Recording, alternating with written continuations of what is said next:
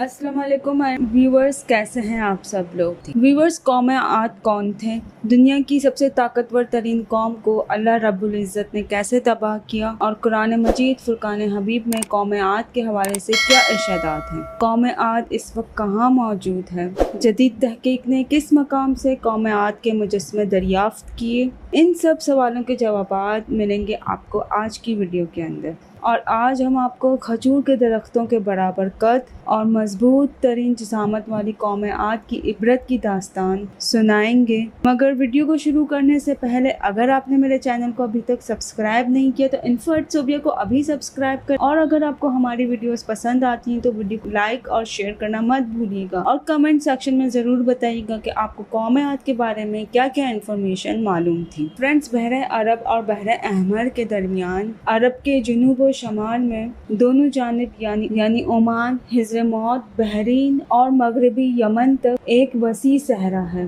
जिसे सहराए अल अहकाफ के नाम से याद किया जाता है। इसे सहराए आज़म, अद-दुनिया और अल-रबी अल-खाली भी कहा जाता है। अल अहकाफ हकफ की जमा है। इसके लुग़वी मायने रेत के बुलंदोबाला और वसी और अरीज़ टीले हैं। इस बयाबान सहरा में सफ़र करना तो दूर की बात, इसके अंदर कदम रखने का भी तसव्वुर नहीं किया जा सकता कि मौत की इस वहशतनाक वादी की जानिब रुख करना खुदकुशी के मुतरादिफ है। यही वजह है कि मकामी बद्दुओं से लेकर मुहिम जो सयाहों तक कोई इस तरह में जाना तक पसंद नहीं करता। सफ़ेद और बारीक रेत के हज़ारों फीट ऊंचे रेत के पहाड़ों में अगर कोई शय फेंकी जाए तो वो लम्हों में गर्क हो जाती है और रेत की सतह पर जुम्बिश तक नहीं होती।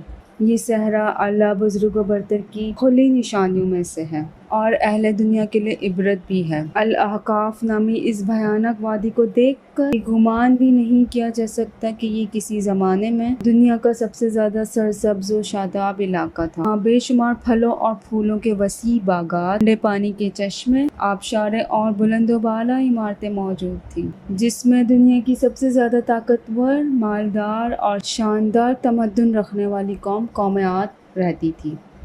ये दुनिया के सबसे ज़्यादा कदावर और ज़ोरावर इंसान थे। इतने ताकतवर लोग अल्लाह ने फिर कभी पैदा नहीं किए। जैसा कि अल्लाह ताला ने कुरान मजीद फुरकान हमीद में इरशाद फरमाया, इन जैसी कोई और कौम मुल्कों में पैदा नहीं की गई। हिजर मौत और निजरान के दरमियानी इलाके अल अहकाफ में कौम आद के, जिसे कौम इरम भी कहा जाता है, के 13 कबाइल आबाद थे। कौम आद के अल अहकाफ में रहने से मुतालिक अल्लाह जल्ला जलालहू ने कुरान पाक में इरशाद फरमाया कि हूद को याद करो जबकि उसने अपनी कौम को अहकाफ में डराया। व्यूअर्स, अल्लामा जलालुद्दीन सुयूती ने अपनी तफसीर दुर्र मंशूर में तहरीर किया, कौम आद निहायत जोरावर और बहादुर कौम थी। ये बुत परस्त थे और इनके दो बुतों के नाम हमूद और हब बयान किए गए।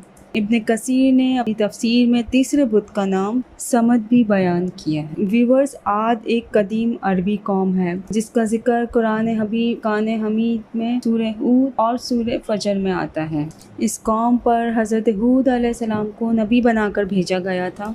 जब इस कौम ने बुत परस्ती और शिर्क ख़त्म ना किया तो अल्लाह रब्बुल इज़्ज़त ने अज़ाब नाजिल करके इस कौम को तबाह कर दिया। कौम के तस्करे को कहानी समझा जाता था, मगर इसी सदी में इसके मरकजी शहर इरम, अरबी में इरम ज़ातिल इमाद, अंग्रेजी में उबर वाबर और इरम के आसार बरामद हुए जो अल-रुबा अल-खाली के उस हिस्से में हैं जो आजकल ओमान में शामिल है। आद असल में हज़रत नूह अलैहिस्सलाम की असल में चौथी पुश्त से थे। आद बिन औस बिन इरम बिन साम बिन नूह, उनके नाम पर इस कौम को पुकारा जाता है, यानी इस कौम का नाम इनके जद अमजद के नाम पर था। कौम आद को मशहूर रिवायात के मुताबिक एक अजीम आंधी से तबाह किया गया था। कुरान के मुताबिक ये कौम दुनिया और आखिरत दोनों में अल्लाह की रहमत से दूर और महरूम है। नाज़रीन, जदीद तहकीक के मुताबिक ये कौम 3000 साल कबल मसीह से लेकर पहली सदी तक मौजूद। इनको 1000 सुतूनों वाले शहर की कौम भी कहा जाता था। नाज़रीन, हज़रत हूद अलैहिस्सलाम एक तवील मुद्दत तक अपनी कौम को नसीहत करते रहे। कभी वो उन्हें अल्लाह ताला की तरफ से अता करदा नेमतों की याद दिलाते तो कभी अज़ाब इलाही से डराते, मगर वो बहरे और अंधे बने रहे। तारीखी कुतुब में है कि हज़रत हूद अलैहिस्सलाम मुसलसल 50 साल या इससे भी ज़्यादा दर्स व नसीहत में मसरूफ रहे। कौम आद के 13 कबाइलों में से लुकमान और खलजान नामी कबाइल निहायत ताकतवर थे। उन्हें हुक्मरान की हैसियत हासिल थी। हज़रत हूद अलैहिस्सलाम ने जब दावत हक दी तो शिर्क छोड़कर एक अल्लाह की बंदगी की तरफ बुलाया। लुकमान कबीले ने सख्त मज़म्मत की और हज़रत हूद अलैहिस्सलाम के दुश्मन हो गए। इसके बरक्स दूसरे कबीले खलजान ने हज़रत हूद अलैहिस्सलाम की बातों पर गौर व खौस करना शुरू कर दिया। उनमें से अक्सर जल्द ही आपकी दावत को कबूल करके ईमान ले आए। हज़रत हूद अलैहिस्सलाम ने अपनी कौम को राह हक पर गामज़न रखने की हर मुमकिन कोशिश की, मगर कौम ने उनकी दावत कबूल करने से इनकार कर दिया। उन्होंने बिलाखिर बारगाह इलाही में मदद के लिए दस्ते दराज कर दी। इससे कुरान करीम ने यूं बयान किया, नबी ने दुआ की कि ऐ परवरदिगार, इन्होंने मुझे झूठा कहा है पर तू मेरी मदद फरमा।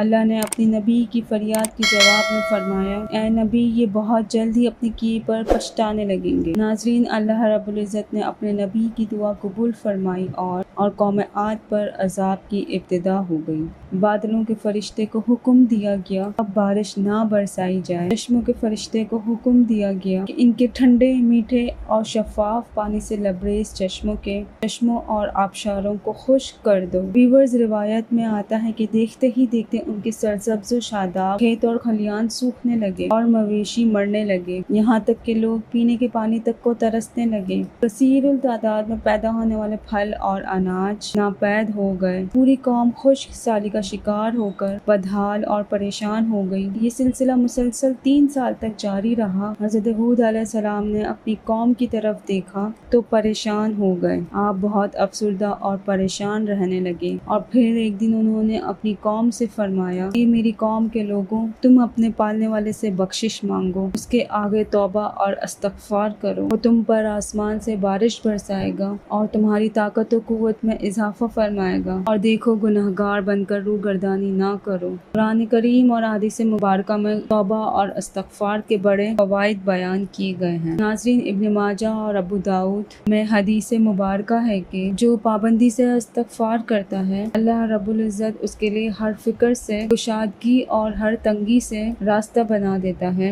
और उसे ऐसी जगह से रोज़ी देता है जो उसके वहमो गुमान में भी ना था। बहरहाल हज़रत हूद अलैहिस्सलाम के लाख समझाने के बावजूद उस कौम पर कोई असर ना हुआ, बल्कि निहायत ढटाई का मुजाहिरा करते हुए कहने लगे कि हम महज तेरे कहने पर आबाओ अजदाद के और अपने उन माबूदों को नहीं छोड़ सकते जो हमारे आबाओ अजदाद से चले आए हैं। कुरान करीम ने उसे यूं बयान किया है, हूद, तुम हमारे पास कोई दलील तो लाए नहीं और हम सिर्फ तुम्हारे कहने से ना अपने माबूदों को छोड़ने वाले हैं और ना तुम पर ईमान लाने वाले हैं। कि हम तो ये समझते हैं कि हमारे किसी माबूद ने तुम्हें आसिफ ज़दा या दीवाना कर दिया है। वीवर्स, अज़ाब इलाही के इब्तिदाई मराहिल में साली ने कौम आद की हालत अबतर कर दी।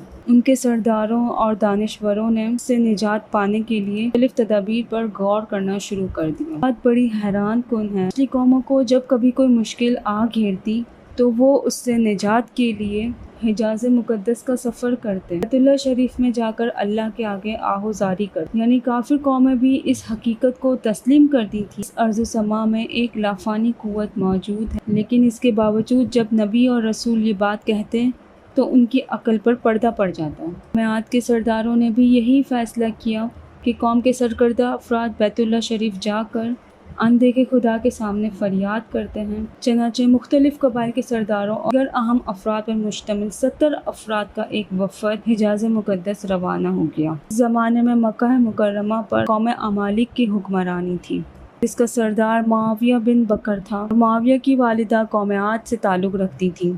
वैसे भी मुआविया बिन बकर कौम आद की शान शौकत से बड़ा मरऊब था। उसने वफ़द की बड़ी खातिर मदारत की, उसे बड़े इज़्ज़त व एहतराम से अपने यहाँ ठहराया। तबलीग की रिवायत है कि उस वफ़द में 2 अफराद मुर्शिद बिन साद और लुकमान बिन लकीम साहिब ईमान और हूद अलैहिस्सलाम के पैरोकार थे। बन उनका ताल्लुक़ कबीला खलजान से होगा। के अलावा सभी काफिर और बुत परस्त थे। मुआविया ने उनके एजाज़ में रक़्स व सुरूर की महफिल का एहतमाम किया। तकरीबन 1 माह तक یہ لوگ اپنے آنے کا مقصد فراموش کر کے عشرت اور شراب و شباب کی محفل میں مدہوش رہے۔ ان کا قیام طویل ہو گیا تو معاویہ بن بکر کو ان کے واپس جانے کی فکر لاحق ہوئی۔ سوچ بچار کے بعد اس نے جشن گانے والیوں کے ذریعے چند اشعار کی صورت میں انہیں ان کے آنے کا مقصد بتایا، جس پر وفد کو ہوش آیا۔ تاریخی کتب میں درج ہے کہ اس موقع پر وفد میں شامل مرشد بن سعد لقمان نے ایک بار پھر انہیں سمجھانے کی کوشش کی، جو کچھ حضرت ہود کہتے ہیں اس پر ایمان لے آؤ، مگر وہ نہ مانے۔ بیت اللہ شریف گیا اور بارش کی دعائیں مانگنا شروع کر دی۔